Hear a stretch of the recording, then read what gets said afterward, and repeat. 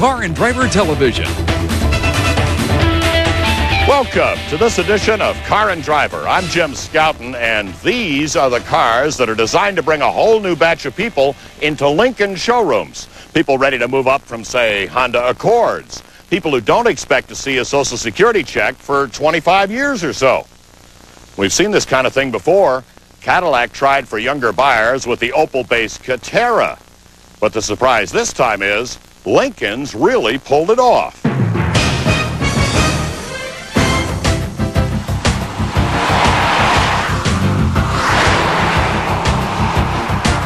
We are frankly astounded that the brand known for behemoth town cars and navigators has rolled out these cars. The LS series, done in tasteful proportions and contemporary style. Although we're not crazy about the Diamante-looking front or the huge license plates around from the Lincoln design theme in the rear. But the quad light reflectors do hint at the target for the LS, the midsize BMWs. The platform for this new effort is the same as the celebrated Jaguar S-Type. That means good space for 4 inside or 5 in a pinch. And up front, superb leather buckets for driver and passenger with good bolstering, but surrounded by faux walnut trim. The stereo is excellent and mounted over the dual-zone automatic HVAC system. The primary instruments are large and well-placed, and electric tilt and telescoping wheel, and the seats are memory-controlled to make you comfortable. Under the aluminum hood, take your choice of engines, either Ford's excellent 3-liter dual overhead cam 24-valve V6 making a modest 210 horsepower, or the 3.9-liter 32-valve dual cam V8 making 252 horses. Think of the engines as European in design, if not yet in power. There's even more of the European flavor if you opt for the Sport package on the LS. That will get you a Manumatic shifter with the V8 that's programmed not to shift at all if you don't pull the lever. Then there's the other stick, an honest-to-goodness 5-speed manual box available with the V6. This is the first time a Lincoln has had a stick in 49 years. Tells you just how serious they are about challenging BMW.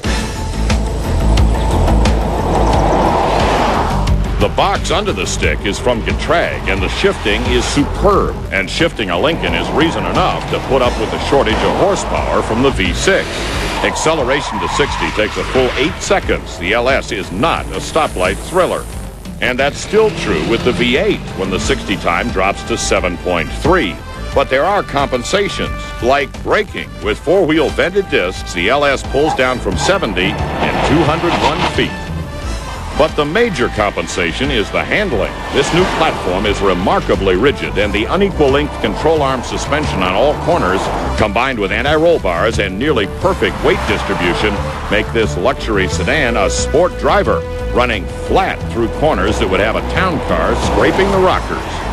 The LS gets even closer to the handling of the competition with the Sport option. Sport means fat, meaty Firestones mounted on 17-inch 5-spoke wheels.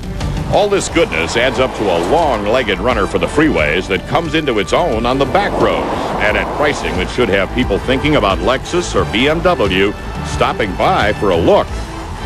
The V6 with stick prices out at $32,250. The V8 with Sport option is $3,000 more, just over $35,000. Very sensible values, we think, from a venerable American brand we never imagined could move so far beyond the town car so fast. Overall, we think these new cars are very well done for a new effort and very close to the handling and performance of the German and Japanese midsize sports sedans that are the target. And with prices that are at least $10,000 below that competition, for the first time in a long time, you really do need to visit a Lincoln dealer. Imagine that.